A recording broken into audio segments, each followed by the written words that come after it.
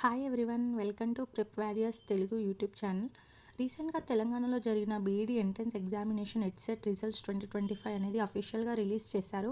ఈ వీడియోలో మీరు మీ మొబైల్ ఆర్ ల్యాప్టాప్లో మీ రిజల్ట్స్ ఆర్ ర్యాంక్ కార్డ్ ఎలా చెక్ చేసుకోవాలో చూద్దాం. మీరు డైరెక్ట్ గూగుల్లో ఎడ్సెట్ 2025 అని టైప్ చేయండి, మీకు అఫీషియల్ లింక్ అనేది వస్తుంది. ఆర్ఎల్స్ ఈ లింక్ నేను మీకు కామెంట్ సెక్షన్లో పిన్ చేస్తాను, జస్ట్ హ్యావ్ ఎ లుక్. ఈ పేజ్లో డౌన్ సైడ్లో డౌన్లోడ్ యువర్ ర్యాంక్ కార్డ్ అనే ఆప్షన్ కనిపిస్తుంది, దానిపైన క్లిక్ చేయండి.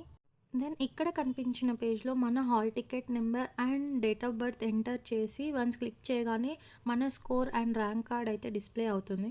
ఇది నాకు సంబంధించిన ర్యాంక్ కార్డ్ అండి. ఇందులో లెఫ్ట్ సైడ్లో క్యాండిడేట్ ప్రొఫైల్ డీటెయిల్స్ అనేవి చూపిస్తారు, like application number, candidates name, date of birth, father name, mothers name, gender, category ఇలాంటివన్నీ చూపిస్తారు.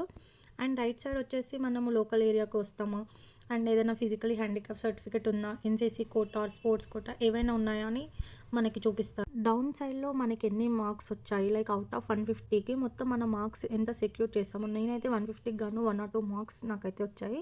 ఈ 1 or 2 మార్క్స్కి మనకి ర్యాంక్ ఎంత, నాకైతే 124th ర్యాంక్ అయితే వచ్చింది.